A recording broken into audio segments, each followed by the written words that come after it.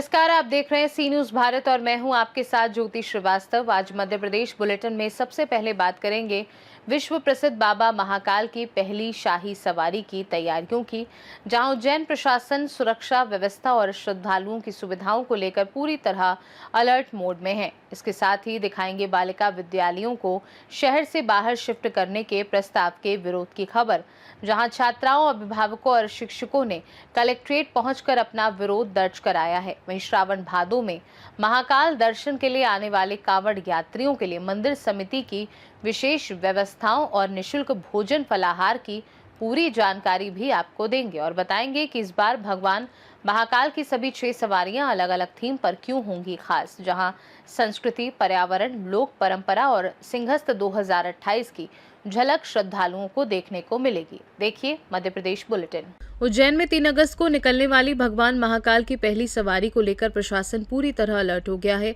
Collector Roshan Kumar Singh और SP Pradeep Sharma ने देर रात महाकाल सवारी मार्ग का पैदल निरीक्षण कर सुरक्षा, साफ सफाई, प्रकाश व्यवस्था और निर्माण कार्यों का जायजा लिया। निरीक्षण के दौरान पालकी द्वार से बिजली के तार हटाने, रामघाट से अतिक्रमण हटाने, खुले ट्रांसफार्मरों पर सुरक्षा जाली लगाने, जर्जर भवनों के पास बैरिकेडिंग करने और भीड़ नियंत्रण के लिए पुख्ता इंतजाम करने के निर्देश दिए गए। अधिकारियों ने कहा कि श्रद्धालुओं की सुरक्षा और सुविधा से कोई समझौता नहीं होगा तथा सभी तैयारियां समय सीमा के भीतर पूरी की जाएंगी। उज्जैन से सी न्यूज संवाददाता सुरेश जाटवा की रिपोर्ट।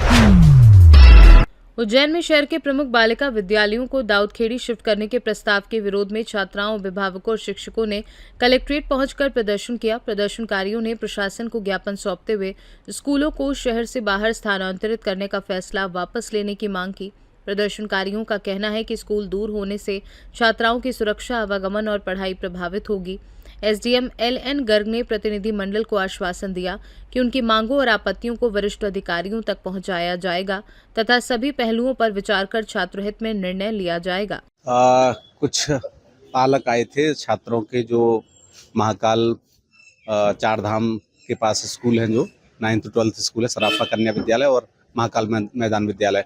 उनका ये कहना था कि जो अभी निर्णय जिला शिक्षा अधिकारी द्वारा लिए गए हैं कि उनको दाऊदखेड़ी में शिफ्ट कर रहे हैं, तो इन निर्णयों से डिस्टेंस काफ़ी पालकों को, बच्चों को पड़ रही है। तो उनका कहना था कि ऐसे निर्णय ना लिए जाएं जिनसे बच्चों को असुविधा का सामना करना पड़े। उनसे आश्वासन दिया गया कि जिला शिक्षा अधिकारी और वरिष्ठ अधिकारियों से चर्चा करके जो भी संभावित ऑप्शंस हैं उन पर तलाश किए जाएंगे और बेस्ट निर्णय लिया जाएगा। मेरा ये विवाद है कि आपने ये पहले स्कूल बनाया था, स्कूल मतलब शिक्षा के लिए बनाया था ना, तो अब इसको फिर शांतिवन में दर्ज क्यों कर रहे हो? इतनी दूर लड़कियां कैसे जा सकती? आप इसको होटल बना रहे हो, है ना? तो जो लखपति है, जो मतलब अच्छे से ज्यादा कमी है, वो वहां से ना आ सकता है दर्शन के लिए, वो सब दूर जा सकता है, पर गरीब की लड़कियां इतनी दूर नहीं जा सकती है। अगर तुम भेज रहे हो तो बस के अंदर जो भी हादसा हो वो किसका जिम्मेदार है? उसमें अगर कंडक्टर ने और ड्राइवर ने अगर कुछ कर दिया तो वो कौन जिम्मेदार है? ना वो कोई सर मैडम कोई जिम्मेदार है, ना कोई ये जिम्मेदार ले रहे हैं कि हम इनको लेके जा रहे हैं तो इनको वापस जिम्मेदार पे छोड़ेंगे। और जबकि ये है क्या भेज तो रहे हो और छोटे छोटे से बच्चों को, हाँ? तो आपने मतलब जो ये हाल है स्कूल, हमारा तो ये कहना है कि आप ये स्कूल महाकाल मैदान और सराफा ये स्कूल ना पर ही रहना चाहिए। हम इस शांतिवन में जोड़ना नहीं चाहते। मेरा नाम काजल माली है, मैं कक्षा 8वीं की छात्रा हूँ। ज्ञापन दिया है आपने, क्या कुछ मांगे हैं किस तरीके से? देखिए, हम लोग जो है पिछले अप्रैल से, जब से सरकार का ये आदेश आया कि 2978 बच्चों का भविष्य खतरे में है, 11 स्कूलों को, उज्जैन के 6 स्कूल और 5 स्कूल थोड़े ग्रामीण क्षेत्र के हैं जिसमें गोथड़ा है, तो इन 11 स्कूलों को जो है दाऊदखेड़ी में शिफ्ट किया जा रहा है। अब अगर अक्षरधाम कौन सा मंदिर है अपना, चार धाम से दाऊदखेड़ी की अगर हम दूरी देखें तो करीब 10 किलोमीटर। लेकिन ये जो बच्चे पढ़ने आते हैं, ये कुछ बच्चे तो अम्बोदिया, मुल्लापुरा, मोहनपुरा, धर्मबल्ला, नागतलई और इधर से भी आते हैं, जबकि चार धाम से इनकी जो दूरियां है वो भी 5-5, 7-7, 8-8, 10-10, 15-15 किलोमीटर है। अब अगर उनके घर से अगर उनकी दूरी देखी जाए तो करीब 25 किलोमीटर तक पहुंच जाती है अगर देखा जाए। जबकि आरटीई में नियम क्या है? आरटीई तो अपने आप में एक्ट है ना, और सरकार को उसका पालन करना चाहिए। उसमें नियम है कि 1 किलोमीटर के अंदर प्राथमिक स्कूल हो और मतलब 8वीं तक का जो स्कूल है, माध्यमिक स्कूल, वो कम से कम 3 किलोमीटर में हो, और जो 10वीं तक का स्कूल है वो 5 किलोमीटर में। तो ये तो पूरा आरटीई का उल्लंघन करते हुए सरकार का फैसला लिया गया। अगर सरकार खुद जो कानून बनाती है वही कानून का उल्लंघन करेगी तो एक तो कानून का उल्लंघन है, दूसरी बात बच्चों का भविष्य। ये बच्चों के माँ बाप जो है ये सुबेरे से काम करने निकल जाते हैं और उसके बाद ये इनमें से कई बच्चे भी काम करते हैं। अब इनको अगर 10-15 किलोमीटर दूर फेंक दिया जाएगा, आपको अगर लगता था कि सांदीपनी बनाना, हम सांदीपनी स्कूल के बिल्कुल खिलाफ नहीं, अच्छी बात है, बड़ी बिल्डिंग है, बहुत बढ़िया स्कूल बना है, अब वहाँ के पास के बच्चों को एडमिशन दीजिए। इनके लिए सांदीपनी पास में बनाइए, अगर हो सकता था तो मेला ग्राउंड पे बनाते आप सांदीपनी, ताकि ये बच्चे वहां जाते। अब यहाँ से शहर से बाहर जाने की क्या दूर है, ज्यादातर देखा जाता है कि अच्छी शिक्षा प्राप्त करने के लिए माँ बाप बच्चों को शहर लेकर के आते हैं, क्योंकि ये सरकारी बच्चे, ये 2978 बच्चे हैं 11 स्कूलों के और शहर के करीब 2600। हमने 25 तारीख को भी यहाँ पे करीब 200-250 बच्चे और पेरेंट्स के साथ में आकर के यहाँ पे ज्ञापन दिया था, 1000 लोगों के हस्ताक्षर दिए थे 25 तारीख को। हमने कहा था कि ये निर्णय वापस लिया जाए, लेकिन ये सरकार निर्णय वापस नहीं ले रही। ये जो लोग आज आए हैं इसमें से अधिकतम लोग 25 तारीख को शामिल नहीं थे, अगर इनको जोड़ लिया जाए तो इस प्रकार से सब लोग अलग अलग भी आ रहे हैं ज्ञापन देने। अभी हम लोग शामिल नहीं हुए थे, लेकिन हमको ये आश्वासन दिया गया है कि जिला शिक्षा अधिकारी से बात करके और आपकी बात को पहुंचाई जाएगी, जिला शिक्षा अधिकारी से बात करेंगे। मेरा नाम जितेंद्र सिंह सेंगर है, मैं स्कूल संघर्ष समिति के साथ में। उज्जैन से सी न्यूज संवाददाता सुरेश जाटवा की रिपोर्ट। उज्जैन में चर्चित गौहत्या मामले में प्रशासन ने बड़ी कार्यवाही करते हुए गिरफ्तार आरोपियों के 2 मकानों पर बुलडोजर चलाया। ये कार्यवाही वैधानिक प्रक्रिया के तहत पुलिस और प्रशासन की मौजूदगी में की गई। गौरतलब है कि 3 जुलाई को बैजनाथ खेड़ी रोड स्थित एक कुएं से गौवंश के अवशेष मिलने के बाद पुलिस ने मामला दर्ज कर 4 आरोपियों को गिरफ्तार किया था। इसके बाद विभिन्न संगठनों ने आरोपियों के मकानों पर कार्यवाही की मांग की थी। प्रशासन ने देर शाम कार्यवाही करते हुए दोनों निर्माण ध्वस्त कर दिए हैं। कार्यवाही के दौरान भारी पुलिस बल तैनात रहा। उज्जैन से सी न्यूज संवाददाता सुरेश जाटवा की रिपोर्ट। अखिल भारतीय अखाड़ा परिषद के अध्यक्ष रविंद्र पुरी महाराज ने सोशल मीडिया पर एआई तकनीक के जरिए धार्मिक सामग्री के दुरुपयोग और भगवा वस्त्र पहनकर कथावाचक बनने का ढोंग करने वालों पर कड़ी नाराजगी जताई। उन्होंने कहा कि बिना शास्त्र ज्ञान के भ्रामक धार्मिक सामग्री और देवी देवताओं के आपत्तिजनक एनिमेशन प्रसारित कर सनातन संस्कृति के साथ खिलवाड़ किया जा रहा है। रविंद्र पुरी महाराज ने बताया कि ऐसे मामलों की जांच के लिए अखाड़ा परिषद विशेष जांच समिति गठित करेगी। उन्होंने कहा कि महाकुंभ के दौरान धर्म की आड़ में भ्रम फैलाने और आस्था से खिलवाड़ करने वालों के खिलाफ सख्त कार्यवाही की जाएगी। गुरुजी, आजकल एआई को लेके बहुत ज्यादा कुछ लोग अपने खुद के फोटो धर्म प्रचारक के रूप में, कथावाचक के रूप में लगाकर मंदिरों के साथ उनके इतिहास से छेड़छाड़ करके कई ऐसे फोटो वीडियो प्रसारित कर देते हैं। इन लोगों पर कैसे लगाम लगनी चाहिए? बिल्कुल, देखिए, बहुत दुख का विषय हमने स्वयं देखा है।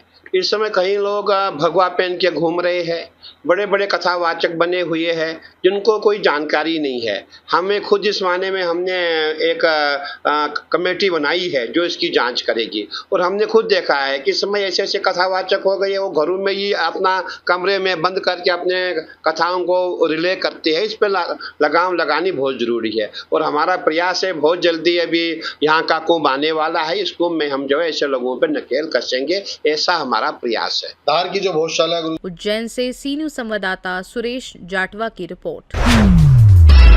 श्रावण और भादो मास में बाबा महाकाल के दर्शन के लिए आने वाले कांवड़ यात्रियों को इस बार भी महाकालेश्वर मंदिर प्रबंध समिति की ओर से निःशुल्क फलाहारी और भोजन प्रसादी उपलब्ध कराई जाएगी।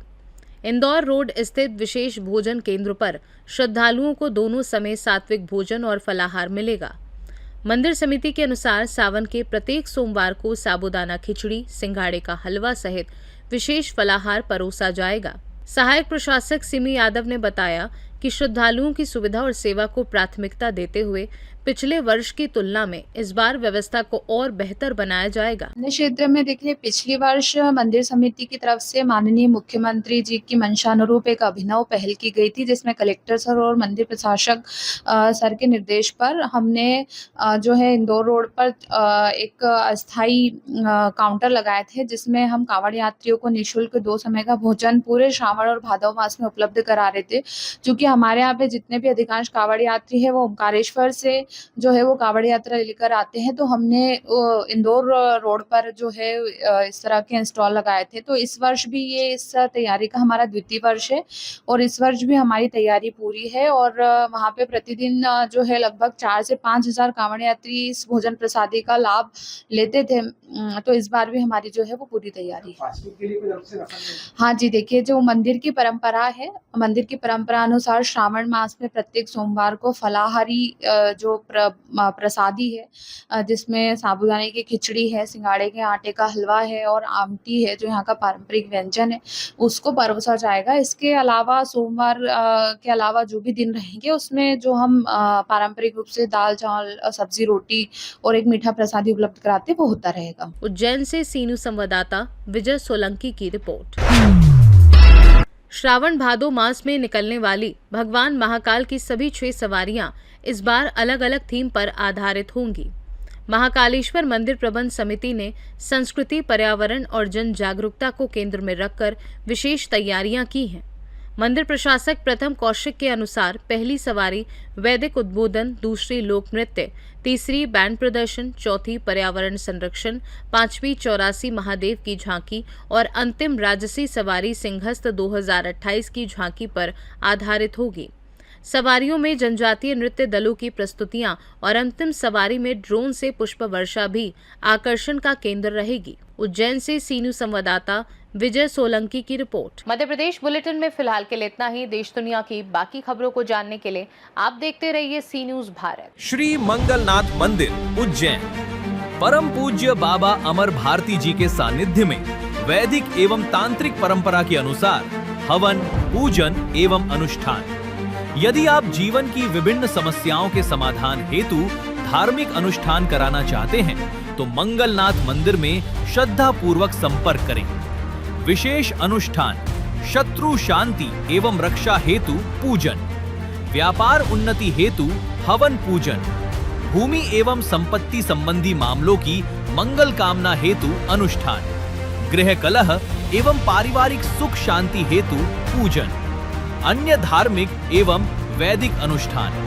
विशेष सुविधा, देश विदेश में रहने वाले श्रद्धालु नाम एवं गोत्र के माध्यम से भी पूजन अनुष्ठान संपन्न करा सकते हैं।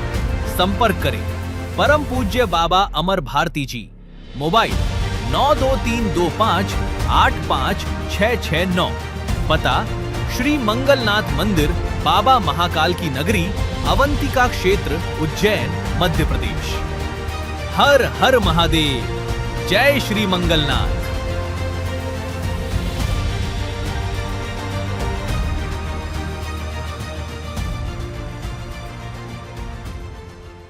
जय मंगलनाथ। उज्जैन मंगलनाथ मंदिर, पुजारी महंत बाबा अमर भारती मंगलनाथ से। मंगल ग्रह का जन्म स्थान, नवग्रह, उसमें मंगल ग्रह का जन्म स्थान शिव स्वरूप में। जिन जातक की कुंडली में मंगल का दोष होता है या मांगलिक कुंडली होती है, जैसा कि 1, 4, 7, 8 और 12वें स्थान पर जहाँ भी मंगल होता है, पत्रिका में मंगल पूर्ण होता है। उस पूर्ण मंगल दोष निदान के लिए भगवान मंगल का दही और भात का पूजन करने से समस्त प्रकार के मंगल दोष का निदान होता है। मंगल ग्रह अग्नि तत्व अंगार के समान उनका स्वरूप है। उनके शरीर पर शिथिलता प्रदान करने के लिए दही और भात का भगवान पर लेप करने से मंगल दोष निदान होता है। मेष और वृश्चिक राशि के स्वामी मंगल। जय मंगलनाथ। हर हर महादेव।